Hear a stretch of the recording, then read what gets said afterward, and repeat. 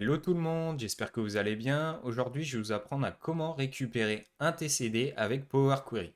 Avant toute chose, je vous invite à aller en description, vous trouverez un fichier Excel suivant en même temps que moi les différentes étapes et on est parti. Donc ici, on a un TCD, on voit qu'on n'a pas accès à la base de données, qui va faire qu'on va être obligé de le récupérer tel quel. C'est parti, on va ouvrir Power BI. Si vous êtes sur Excel, vous pouvez directement le faire sur Excel. On va obtenir les données à partir d'un classeur Excel. On va récupérer le fichier. On récupère ici notre TCD et on va transformer les données. On a bien récupéré ici notre TCD. Ce qu'on va d'abord pouvoir faire, c'est supprimer l'étape type modifié et en-tête promue. Pourquoi? Parce que potentiellement, il y aura d'autres catégories. Et donc, pour assurer le coup, on va d'abord utiliser un filtre. On supprime les deux étapes avec la petite croix. Pour la colonne 1, on va appliquer un filtre et on va décocher somme de CA et le total général pour éviter les doublons.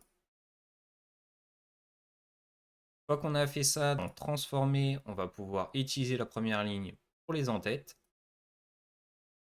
Ça nous permet de détecter chaque en-tête de colonne. À partir de ce moment-là, on va pouvoir supprimer la colonne totale générale. Et ensuite, il ne nous reste plus qu'à dépivoter les colonnes. On va sélectionner la colonne catégorie et on va faire dépivoter les autres colonnes. Ce qui fait que si vous avez un nouveau mois qui apparaît dans votre TCD, il va être dépivoté également. À partir de ce moment-là, ce qu'il vous reste à faire, c'est renommer vos différents noms de colonnes, modifier les types si vous le souhaitez, et faire fermer et appliquer.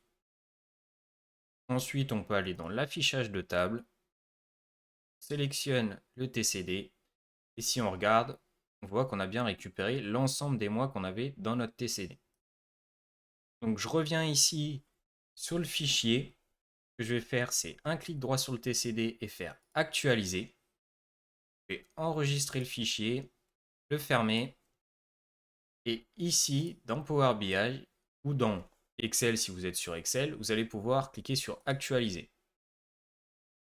Et on va vérifier donc que maintenant, on a bien le mois de décembre inclus. Et on voit qu'on a bien les données du mois de décembre. C'est parfait.